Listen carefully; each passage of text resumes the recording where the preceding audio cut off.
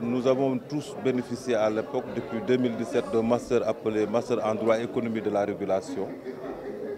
Et nous avons été formés pour la première fois au Sénégal à partir de 2017 dans le cadre de ce master-là, qui a pu produire beaucoup d'auditeurs qui, par la suite, dans le cadre professionnel, ont pu acquérir certaines expériences et être aujourd'hui à un certain niveau de responsabilité. Et le professeur Ablaye Sakho, à l'époque, qui avait initié ce master, l'a réitéré pour l'ouverture de 2017-2018.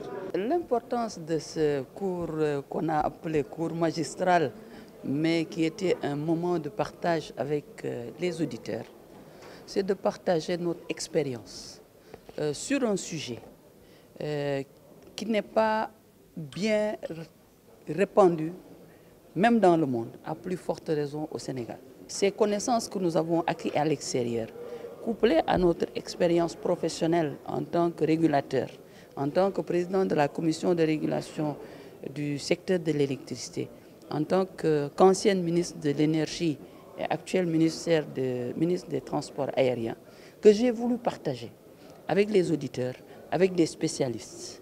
Sur les problématiques les plus denses, nous avons choisi cette méthodologie qui consiste à faire venir d'éminentes personnalités qui font autorité dans ces matières-là pour parler directement et échanger directement avec les auditeurs.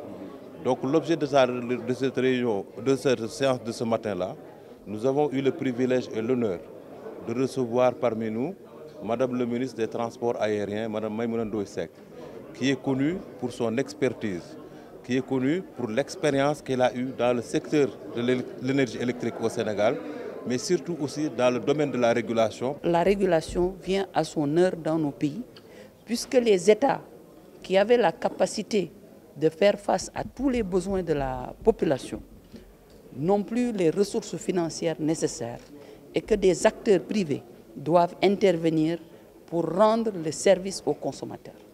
Et si on laisse ces consommateurs à la merci de ces investisseurs privés, leurs intérêts peuvent être lésés, d'où l'importance de la régulation. Elle était donc venue ce matin pour échanger avec les auditeurs dans une perspective assez large sur l'enjeu de la régulation.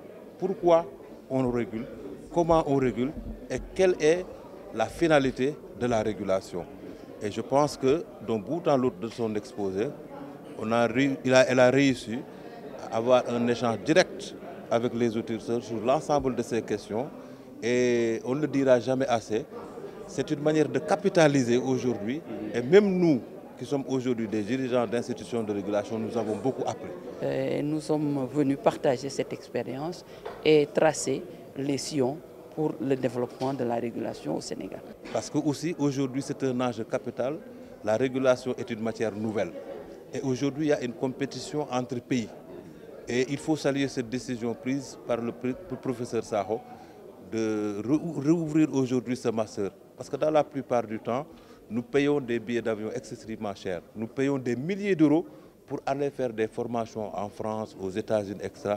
Alors que dans notre propre pays, nous avons nos propres réalités, nous avons un système de régulation qui doit s'adapter à nos pratiques.